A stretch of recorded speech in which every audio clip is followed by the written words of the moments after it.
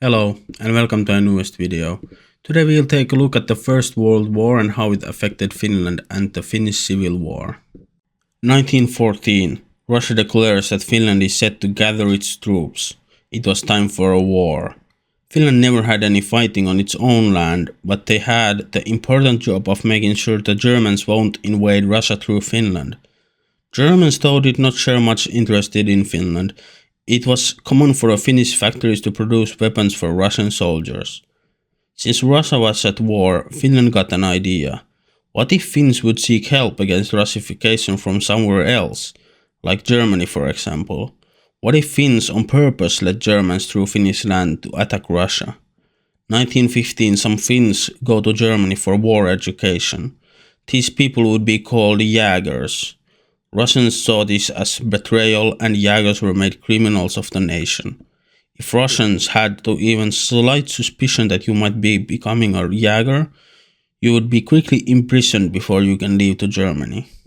Even though Social Democrats, the Workers' Party, was the biggest party in the government, it was alone against all other parties. So even though workers had representatives in the parliament, the decision making was mostly done by and for the rich. The war brought problems with it. There was trouble producing food for everyone and the inflation was a big problem. 1917, the Russification of Finland came to an end after troubles in Russia. Unemployment became a problem alongside food and money. This led into strikes. The Russian soldiers located in Finland were not overseeing Finland anymore, as much as they should have. This was cause of the revolution going in Russia. The lack of food in Finland had become a serious problem. Workers blamed the merchants for taking advantage of the lack of food by raising the prices too much, which led into inflation and workers not having enough money to buy food. Workers formed Red Guards and the rich formed the White Guards. White Guards protected the rich and their wealth when the Red Guards were looking to uphold order. The Red and White Guards got involved into various conflicts. Bolsheviks rose to power in Russia, and in Finland the rich were afraid that the workers would rise to a revolution in Finland. December 6, 1917, the Finnish government announces their independence from Russia. At the end of 1917, Lenin from the Bolsheviks accepts the independence announcement and declares Finland as its very own nation. At the start of 1918, big nations like Germany acknowledged Finland as its own nation. So did the Swedes. It would take another year though before United Kingdom and United States would acknowledge Finland as a nation. Problems in Finland did not magically disappear with the declaration of independence. Rich and poor had different visions on how to fix the nation. More and more people started seeing violence as the only option. The threat of a civil war was serious, as the Social Democrats were not the biggest party anymore and the workers were not happy. Workers blamed the Russian government and the rich. The Social Democrats also lost power to some radical Red Guard members.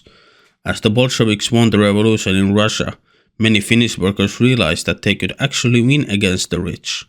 The workers had the upper hand when it came to manpower.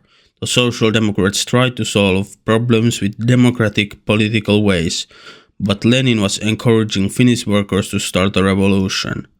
The Social Democrats announced a strike of every profession. This was fairly successful otherwise, but the Red Guard and White Guard got into conflicts on many cities and villages. This led into 20 deaths and worked as a prologue to the Civil War. White Guard and Red Guard did not trust each other anymore, and the tension was about to explode. January 1918, the Finnish government announces the White Guard as protectors of the nation. White Guard was supposed to maintain order in Finland. The workers had been arguing with the White Guard though, and did not see them as protectors, more like as enemies. The announcement of White Guard as official guards of Finland was just too much for some workers.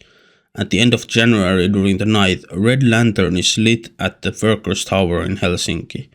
This meant that the revolution had started.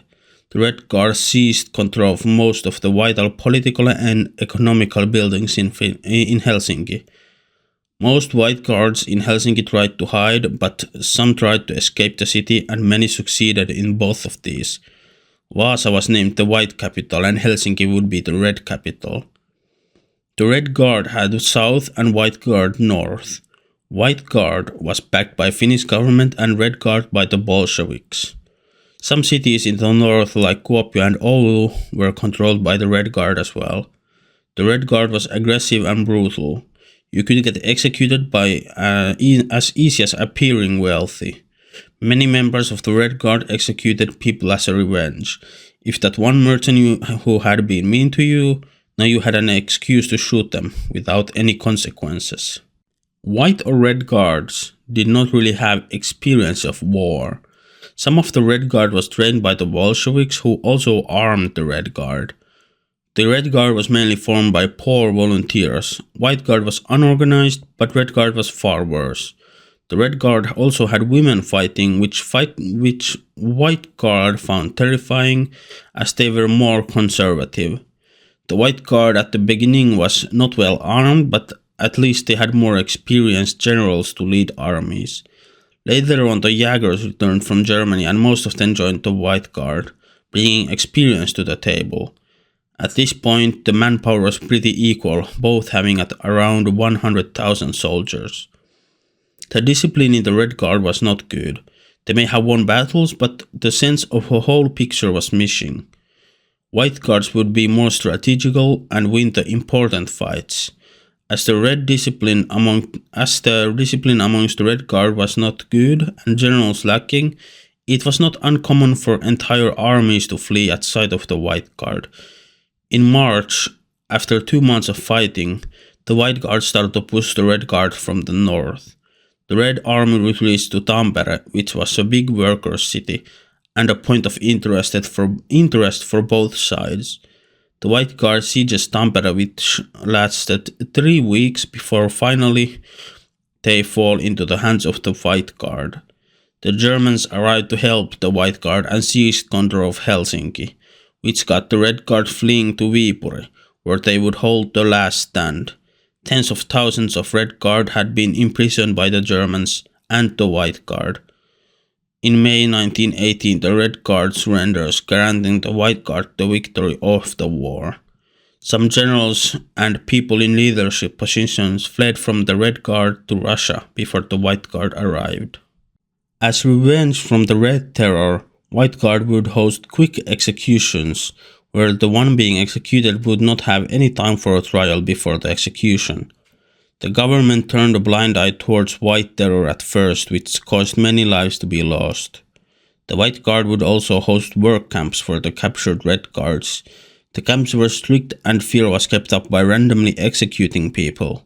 The nation had trouble feeding its people, so food was not really given at work camps, which led into most people starving to death in the harsh conditions.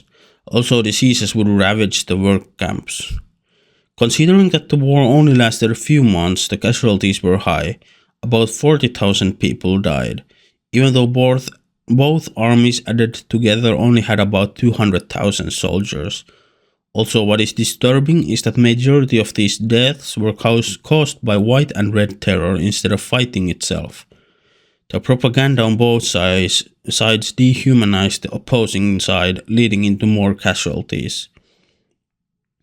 As the White Guard won, they started calling the war Freedom War. The Red Guard were named rebels, and the war was often called Red Rebellion.